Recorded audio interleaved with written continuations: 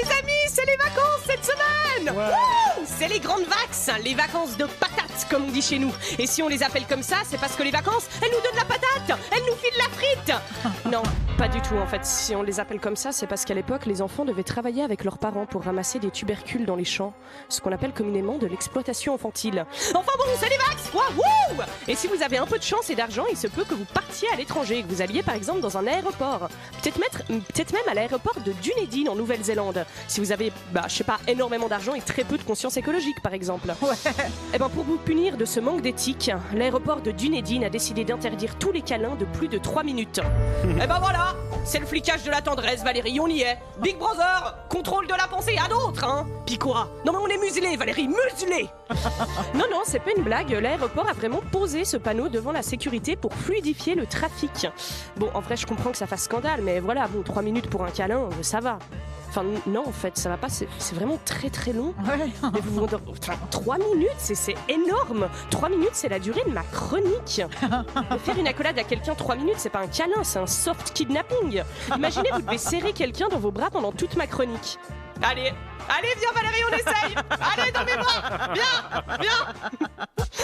Puis encore, déjà 3 minutes pour un câlin dans n'importe quel contexte, c'est trop, mais dans un aéroport, c'est largement pire. Je veux dire, il n'y a pas de câlin agréable qui soit dans un aéroport.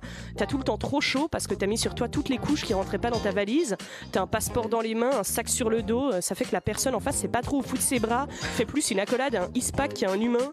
Tu transpires, tu as une voix monotone qui te répète Ladies and gentlemen, your attention please, boarding for Twitter.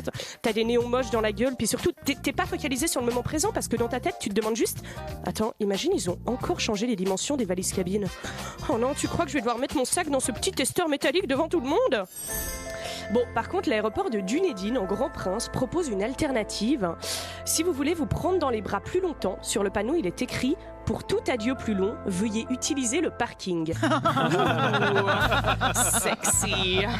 Une petite bulle d'intimité dans un labyrinthe de béton froid à l'odeur âcre de gaz d'échappement. J'ai comme l'impression que ça va nous donner des parkings hyper lubriques, cette affaire. Ooh, baby, give me that. Il y aura plein de gens en train de s'enlacer hyper émotionnellement. Puis juste au milieu, un type avec une boussole qui cherche sa Twingo depuis 2016. Non, mais c'est clair qu'un parking, c'est pas l'endroit idéal pour des adieux déchirants. Olivia, je te promets de t'aimer même à des milliers de kilomètres d'ici. Quoi ? Je te promets de t'aimer même à... J'entends pas. Bon, en vrai, j'ai l'impression qu'il n'y a pas de bonne manière de se dire au revoir dans un aéroport. Même de se dire au revoir tout court, en fait. Moi, je suis pas trop fan. Je trouve ça toujours un peu gênant, un peu trop procédurier. D'ailleurs, dire au revoir en quittant une soirée, long et ennuyant, alors que partir sans dire au revoir... chic et mystérieux. Ça, c'est l'élégance.